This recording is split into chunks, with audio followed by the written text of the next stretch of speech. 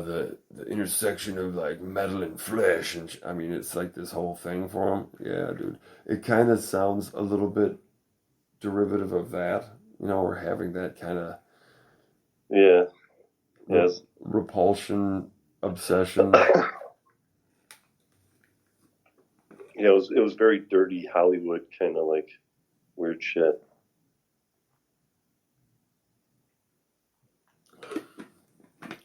Dirty Hollywood. Boom, boom, boom. Let's see. Dirty Hollywood stories. I just did the little drums. Dun, dun, dun, It's a dun, dun. It's a new segment, Dirty Hollywood Stories. Yeah, I got some Kind for you. What do you want to fucking hear? Pick a topic. Well, we've already told the Shit in the street. the John T. fucking butthole touch story, We right? did. It's true. Fucking.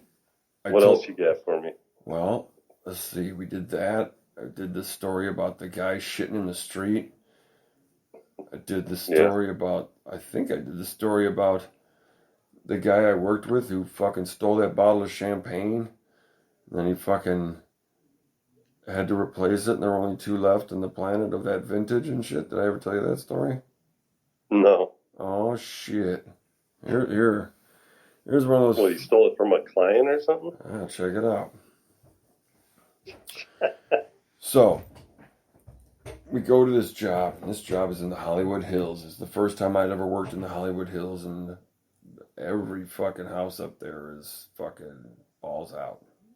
That's where, obviously a lot of stars and actors and musicians and shit, they all live up there and shit. Kevin Smith and, actually this job was on the same street that Kevin Smith lives on, because we would walk by his house every day. Like, we had to walk, we got a lift to like the bottom of a street, and we had to do a little like 1 block walk up and shit. And his house was almost directly across the street.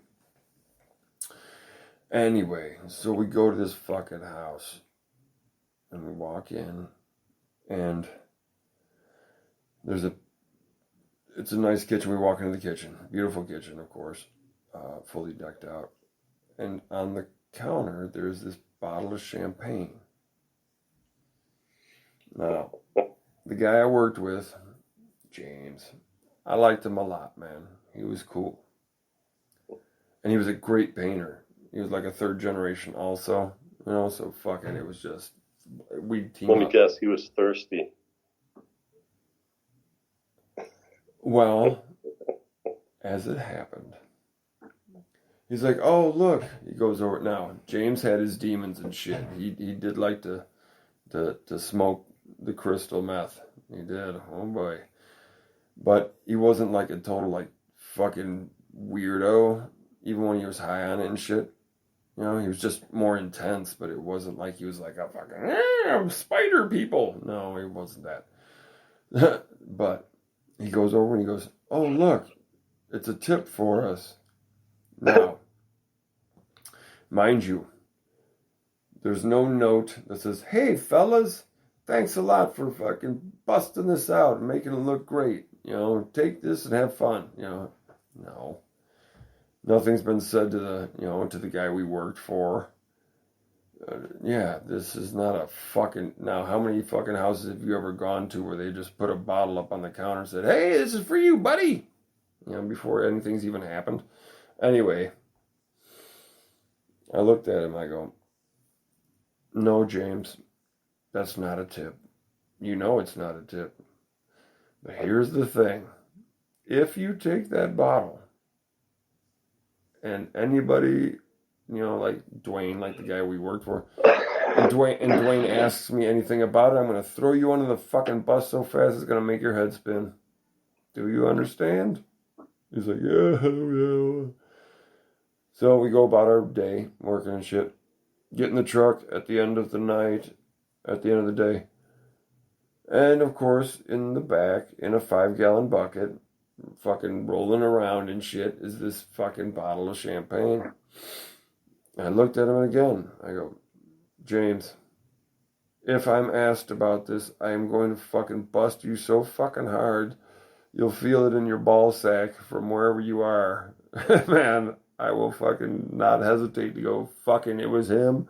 Fuck that. I like you, but this is not happening. He's like, all right, okay. Well, fucking next morning, it was like a Saturday morning or some shit. Ring, ring, ring. You know, I'm just like, yeah, what's up, Dwayne? What the fuck happened? What happened to that bottle? Jesus Christ, man, they're fucking freaking out and shit. I'm like, well, you'll have to talk to James about that. I don't know anything about that. Oh, man. And it turns out that vintage, I can't remember what it was, like the label, I can't remember. But that vintage year, everything, there were only 2 of them left on the planet. And the owner of the house was going to fucking sue Dwayne into like non-existence, you know, as a person. Just sue him out of creation. Over a bottle of fucking champagne. Well, I think he felt kind of violated, and he had every right to, because that was actually theft. And the thing is, he had to tap into his insurance to actually cover that bottle because of its rarity and quality and vintage and everything. They had to have it shipped over from Britain. They had to have one shipped over. So whatever the fuck it was some heavy duty fucking crazy price tag shit that they were probably going to have a fucking dinner party with their fucking longtime friends or some shit that night with it. And they got home. Yeah, it's probably like 10 grand or something. Yeah, they got home and fuckface had taken it. Oh yeah, dude. They wanted the empty bottle and the cork to fucking prove that bottle had actually wasn't empty and hadn't been resold. They demanded the bottle back. Otherwise, they were gonna go fucking punitive legal litigation, fucking up your ass shit. Yeah, man. So Dwayne had to tap into his fucking insurance to cover the fucking claim for the bottle of wine, of fucking champagne. And then he had to cough up an empty bottle and the cork. So did Knuckles drink it? Oh fuck yeah! I went over to his house about an hour and a half later. After that, I got you know I relaxed for a while, and then fucking went over there. I'm like, so he and his girlfriend are kind of just kind of rolling out of bed and shit. I go, so was that good champagne or what? And he goes, oh, fuck yeah, dude. That was the smoothest, best champagne you could fucking imagine. I go, I'm sure it was. Because it cost whatever X thousands of dollars. Because Dwayne had fucking, tried to wrinkle my ass for it. I'm like, fuck you, man. No way. And I told him, don't do it. And then I said, if you do it, I'm going to fucking say, hey, fuck you. And, yeah, he's like, it was whatever thousands of fucking dollars, like $8,000 or something. I mean, it's crazy. So, yeah. Oh, man, I'm like, yeah, I'm sure it was probably the best champagne you're ever going to drink, playa. Because it may have just cost you your fucking job.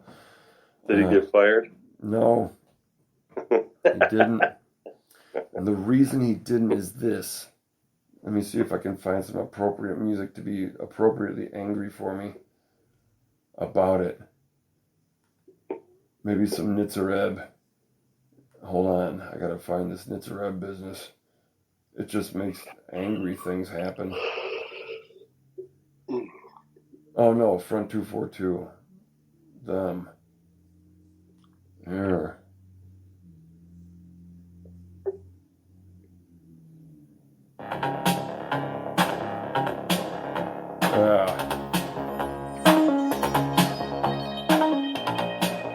Okay.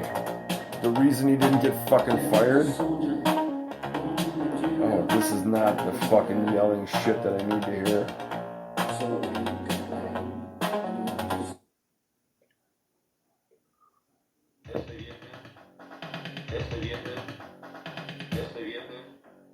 Alright, they're gonna post out on me. Anyway. The reason he didn't get fucking fired is because he would be high on crystal meth and would work for 18 hours a day. Making him lots of money.